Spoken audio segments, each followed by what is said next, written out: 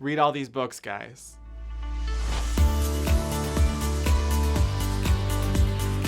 Hey Epic Readers, my name's Michael from Team Epic Reads and on YouTube as Michael Booklion, and you're here for another book haul. As always, for the month of July, we're going to start out with the books, one singular book that I read this month, and that is Carry On by Rainbow Rowell. It was a reread because I was super hyped when she announced that there's going to be a sequel, Wayward Son, and I needed to delve back into this world, and it was just as good as I remembered the first time. The first time I read it, actually, it felt a little long, and this time, now that I've been separated from it for so long, it felt like returning to a nice, happy place. And it's a fan fiction from another book that Rainbow Rowell wrote called Fangirl, and in that book, there was this world of Carry On. It was essentially like a Harry Potter knockoff sort of situation, and then so Rainbow Rowell was like, hey, wouldn't it be cool if I wrote the book that's in my book? And she did, and it's right here.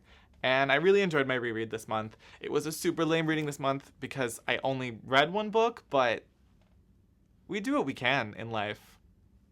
That's my motivation for the month. And now I get to talk a bit about some of the books we have coming out this month, and I hope everyone is seated comfortably because we have possibly a record number of books to talk about. This stack is thick with 2 C's. Let's do this.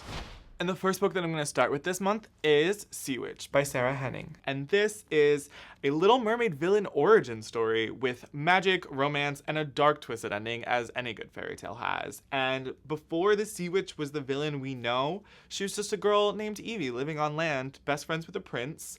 And then one day a mermaid shows up on land trying to help her fall in love with the prince, and in the process she just might lose everything. And this cover is stunning.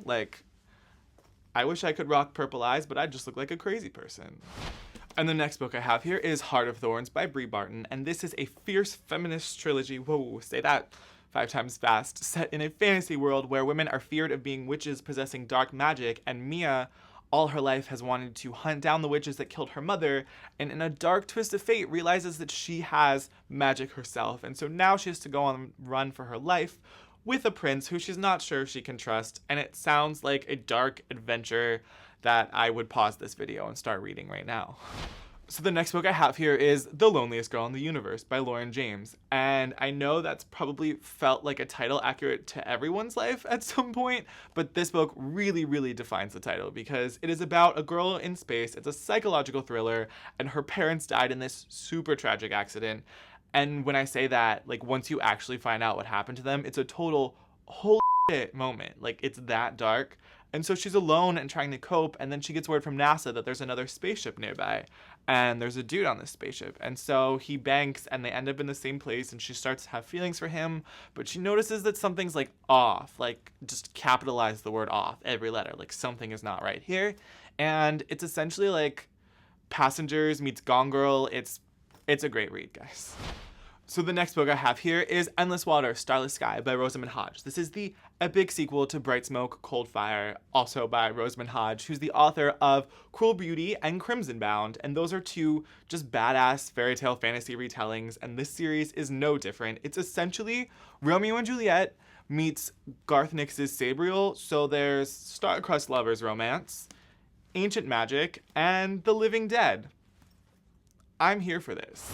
The next book I have here is Murdered at 17 by Christine Conrad. This is the newest thrilling entry into the At 17 series, which is a series of books based on Lifetime original movies of the same name. And essentially anything you get from a Lifetime movie, like the steamy romance, shocking twists, way over the top drama, you will get in these books. I find them so fascinating and cool, and the movie premieres July 8th if you want to watch and read. I'm just saying.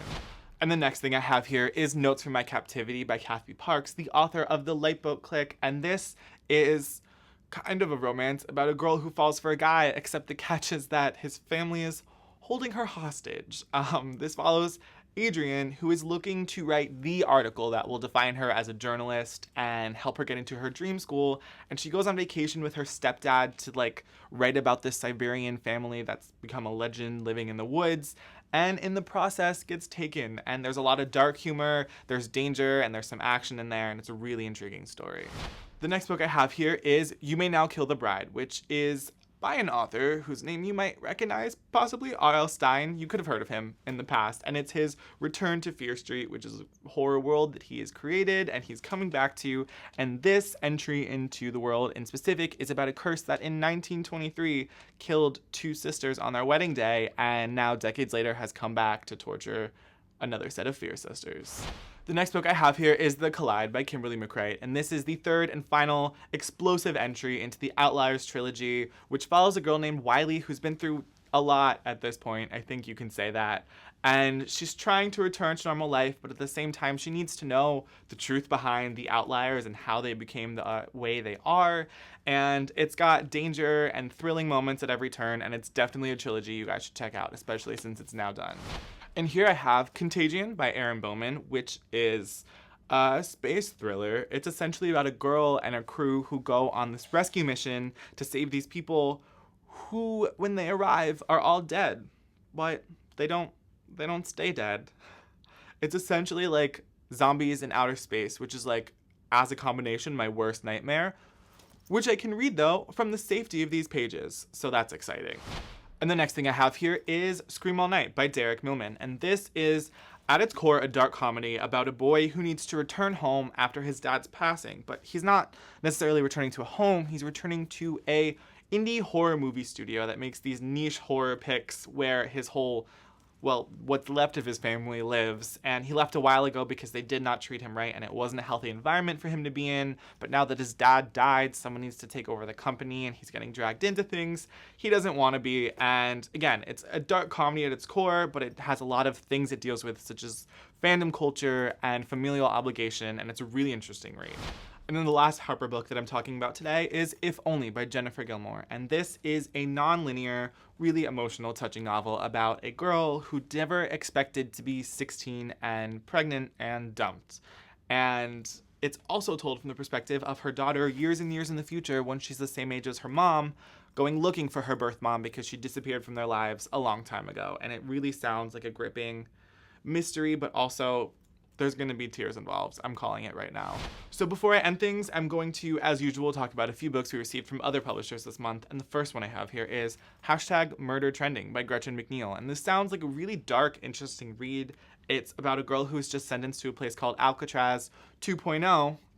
And it sounds like that's a place you go to die, but your death and like your time there is live cast to people who can like watch the stream, which sounds really interesting, and I feel like it's going to have a lot to say about society, but also be really dark.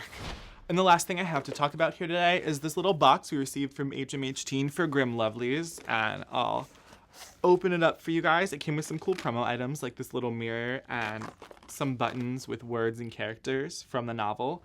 And this is from Megan Shepherd, and it's got a really interesting premise about an animal that was enchanted to a human, and she is then tied to her mistress's dark magic, and she can be human as long as she serves this mistress, except this mistress is killed and dies, and so she and some of the other animals that turned human have to go on this journey to figure out how to stay alive because they do not want to become animals again. And that sounds, I know I've said intriguing, but intriguing. And also this cover, beautiful. Boom. And so that's all I have for you guys today. I hope you enjoyed. I think we talked about way more books than we usually do, and I'm tired, so I'm gonna sign off with a very tired book shimmy. Before I do, please comment down below with your favorite books you read in the last month and what sounded most interesting to you here. So, here we go. Bye, Epic Reader fam.